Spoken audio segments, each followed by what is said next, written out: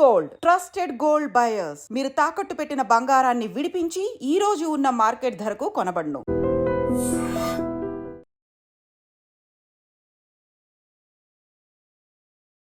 రేవంత్ రెడ్డి సర్కార్ వచ్చి 2 సంవత్సరాలు అవుతోంది. వచ్చిన 6 నెలల్లోనే ఖచ్చితంగా ఈ డ్రగ్స్ కావచ్చు, గంజాయి బ్యాచ్ ఎక్కడ కూడా కనబడకుండా ఉండాల్సిందే.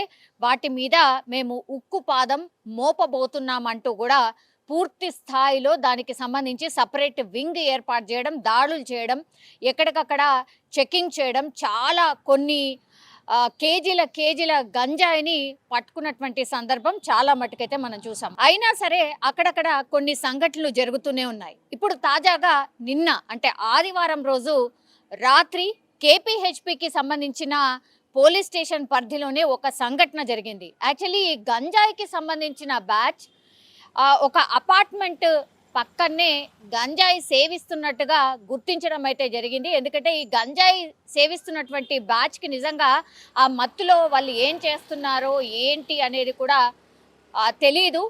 అంటే ఆ మత్తు తీసుకున్న తర్వాత నిజంగా మనిషిలాగా కాదు మృగాల్లాగా మారిపోతారు అనే దానికి ఎగ్జాంపులే ఈ సంఘటన అనుకోవచ్చు.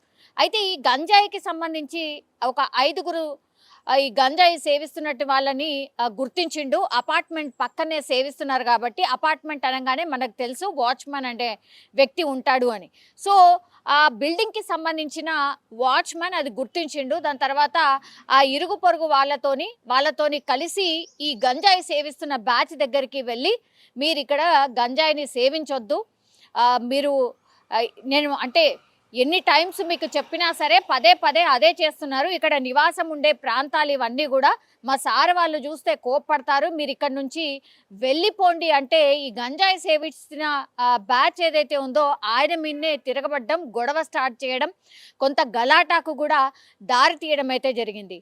అయితే ఈ గంజాయికి సంబంధించిన ఈ బ్యాచ్లో ఒక పర్సన్ పేరు వచ్చేసి పవన్. ఆ పవన్ అనే వ్యక్తి గంజాయి సేవిస్తున్న వ్యక్తుల్లో ఒకడు. ఆ పవన్ అనే వ్యక్తి ఇంకా కొంత రెచ్చిపోయి ఇప్పుడు ఈ వాచ్మెన్ అనే వ్యక్తి పేరు వచ్చేసి వెంకటరమణ. ఆయన మీద పూర్తి స్థాయిలో ఆయన దగ్గర ఉన్నటువంటి ఒక ఇనుప చువ్వ ఉంటుంది కదా, షార్ప్గా, అంటే మన ఇల్లు కట్టుకునేటప్పుడు ఏదైతే ఇనుప రాడ్లు ఏవైతే ఉంటాయో అట్లాంటి ఒక రాడ్ అక్కడ తీసుకొని పూర్తిగా డైరెక్ట్గా ఈ వెంకటరమణ ఎవరైతే ఈ అపార్ట్మెంట్కి సంబంధించిన వాచ్మెన్ ఎవరైతే ఉన్నారో ఆ వాచ్మెన్ని డైరెక్ట్గా గుండెల్లోనే పొడవడం జరిగింది అత్యంత దారుణంగా.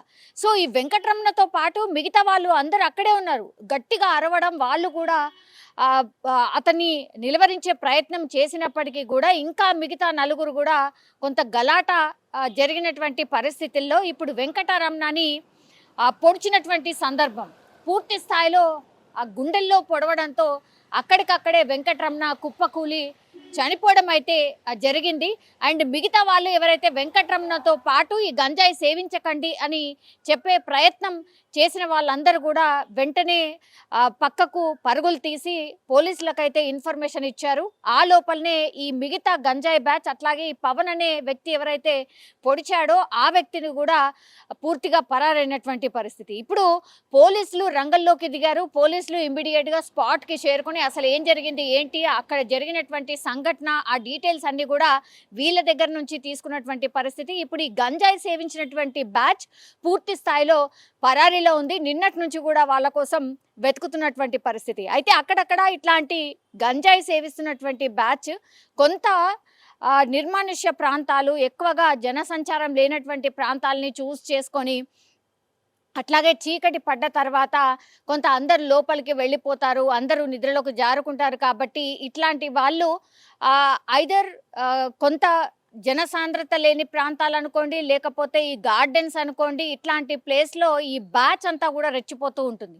సో ఇట్లాంటి సంఘటన జరిగిన తర్వాత ఇప్పుడు పోలీసులు ఒకటే చెప్తున్నారు, ఈ బ్యాచ్ని అత్యంత తొందరగా మేము పట్టుకోబోతున్నాం, అట్లాగే హత్య చేశాడు కాబట్టి మరి ఈ గ్యాంగ్ ఇంత దారుణంగా ఒడిగట్టడానికి రీజన్ ఏంటి అనేది కూడా తెలుసుకునే ప్రయత్నం చేస్తున్నాం అనేటువంటి మాట అయితే ఇప్పుడు కేపీహెచ్పికి సంబంధించిన పోలీసులు అయితే చెప్తున్నటువంటి పరిస్థితి అయితే కనిపిస్తోంది. ఒక రకంగా ఆందోళన అయితే నెలకొంది.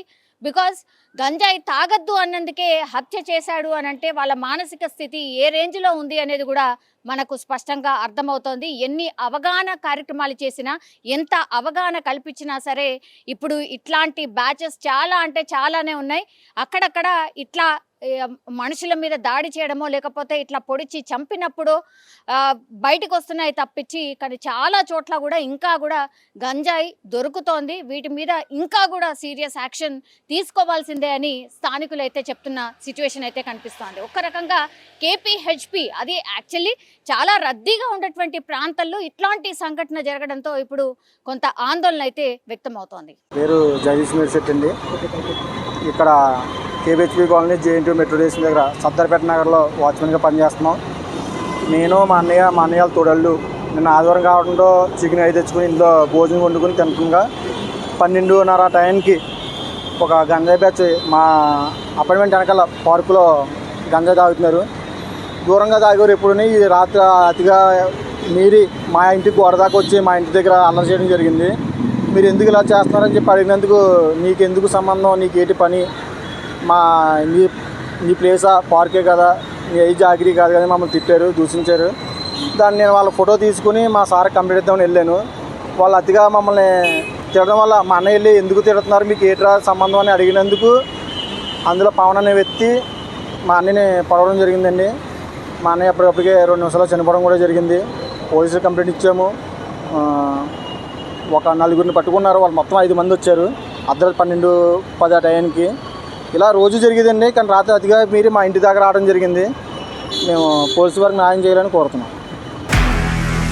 నిజంగా ప్రస్తుతం ఉన్నటువంటి సమాజం దేనికి ప్రయారిటీ ఇస్తుంది? ఆర్థిక సంబంధాల చుట్టూ మాత్రమే తిరుగుతుంది. మళ్ళీ ఎన్నికలంగానే చాలా విరక్తి కలుగుతాం.